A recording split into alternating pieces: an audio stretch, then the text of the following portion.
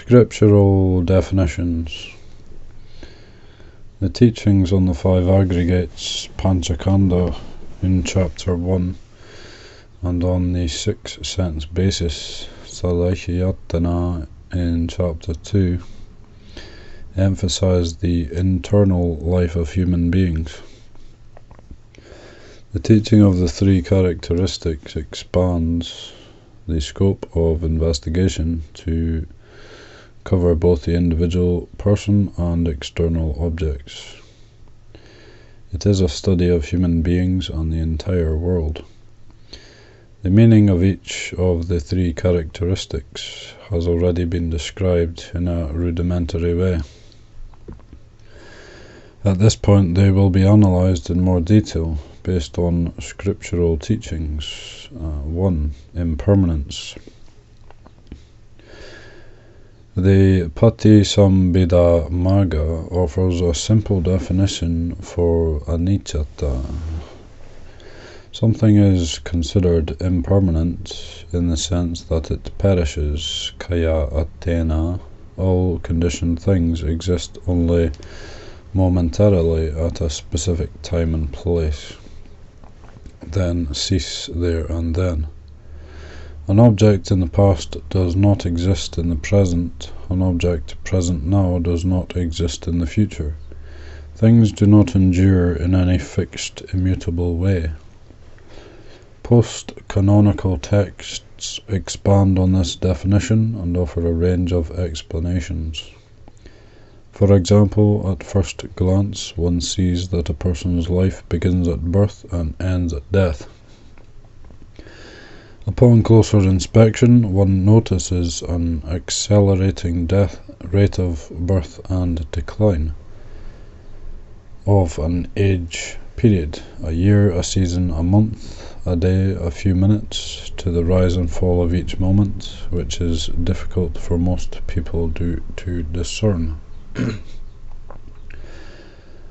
Modern scientific discoveries, not least in physics, have helped to reveal and demonstrate impermanence.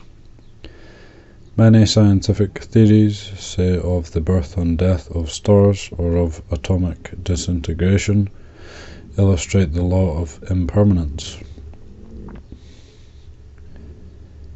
The commentaries define anicca in many different ways. For example, something is considered impermanent because it is uncertain and unstable, aniccanti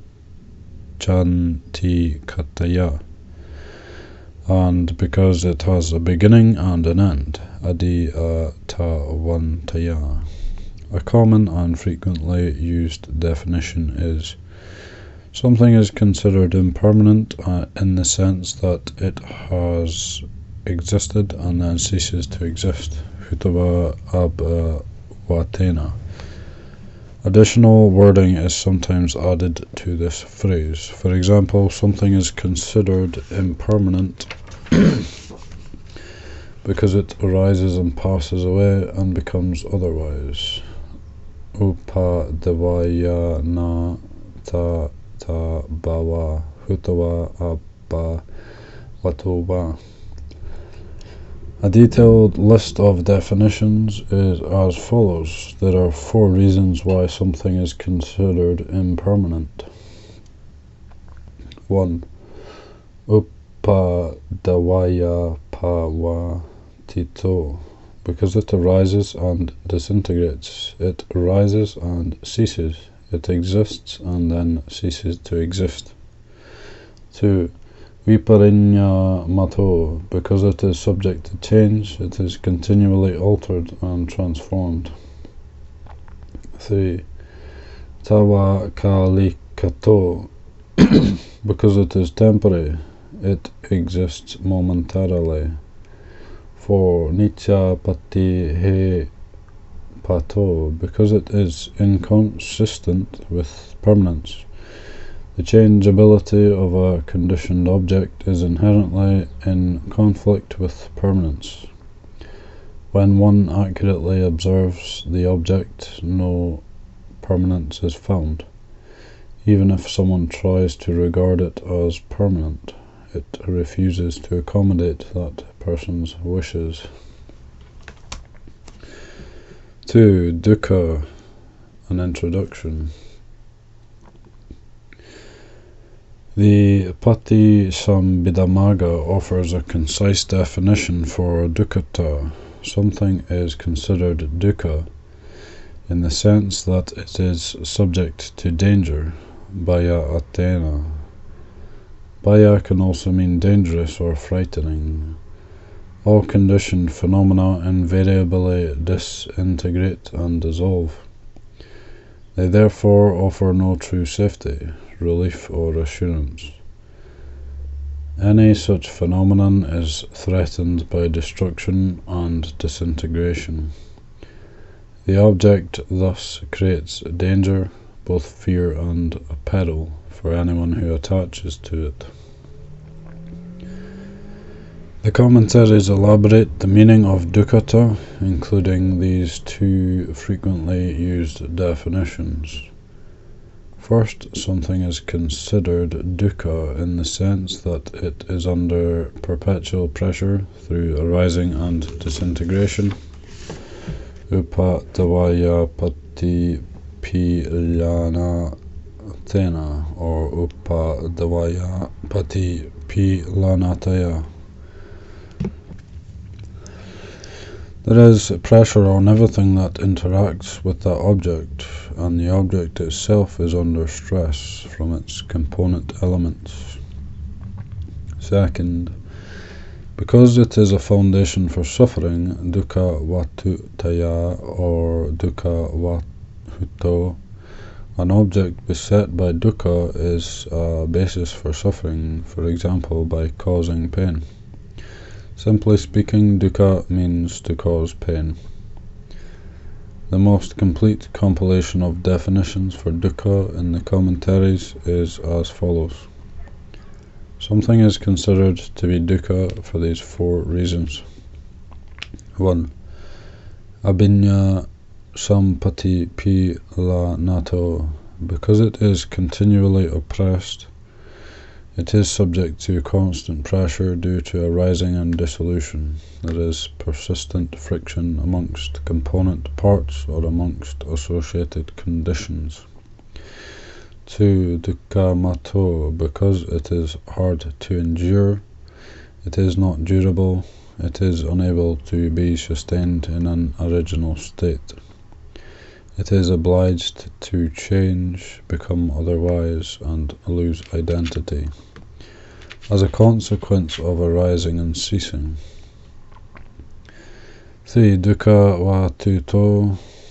Because it is a foundation for the state of pressure and stress. In relation to human beings, this means that it produces various kinds of affliction. Example, pain, discomfort, and distress. 4. Sukha patikepato. Because it opposes pleasure, sukha, happiness. The natural conditions of pressure, friction, and instability oppose or obstruct ease and comfort. In order to obtain pressure, people must strive to regulate certain factors. Essentially, pleasure exists only as a feeling, vedana. The basic condition is that of dukkha, pressure, tension, friction, which is an attribute of all formations. In relation to human beings, this natural characteristic of dukkha produces feelings of oppression and stress, which we call pain, dukkha vedana. The reduction of pressure, or the freedom from pain, we call pleasure or happiness. The greater the discomfort, duress, deprivation, yearning, hunger, etc., the greater the happiness when one is released from it. For example, a person who moves from the hot sun into the shade feels refreshed and cool. Likewise, a person experiencing great pleasure, sukha vedana, will experience a similarly strong discomfort, dukkha vedana, when the pleasurable circumstances are disturbed. Even small amounts of discomfort, which are normally not felt as much, may be a torment. A person leaving a comfortably warm room into the cold, for example, may find the temperature extreme, even though those around him are not bothered. Happiness, or a pleasurable feeling, sukha vedana, is not an end of dukkha. We call an increase or reduction of pressure happiness, because it creates a feeling of pleasure. But an alteration of this pleasurable tension results in a condition that requires endurance or is intolerable. A condition we call suffering, i.e. we feel pain, dukkha vedana. In truth, only dukkha, pressure and stress exist, which either increases or decreases. A similar subject is that of heat and cold. Cold does not really exist. There exists only a feeling of cold. The basic condition is heat, which increases, decreases, or is absent. When one says that one is pleasantly cool, one is referring only to a feeling. Actually, one is experiencing a degree of heat. If more or less warm than that degree, then one is not at ease. In this sense, happiness, to speak in full, a feeling of happiness, is one level of dukkha. Happiness is dependent on pressure and tension, and necessarily changes and vanishes. In other words, dukkha, which is the basic condition, prevents happiness from being sustainable.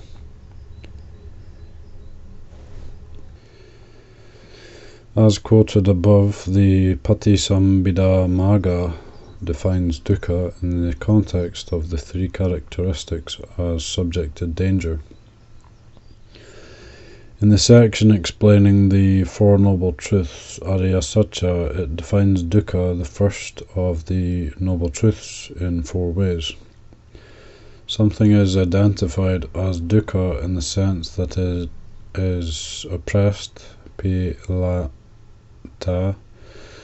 constructed, sankatata, burns, santapata, and changes, vapirinyamata. These four definitions of dukkha can also be used in the context of the three characteristics. Definitions 1 and 4, pilanata and vapirinyamata, have already been described. Here are the other two. 5. Sankatata. In the sense that it is fashioned, sankata, it is constructed by conditioning factors, it depends on such factors, it is inconstant. 6. Santapata. In the sense that it burns up, ending in decay and destruction. Moreover, it burns someone with defilements who grasps and clings to the object, causing torment and agitation.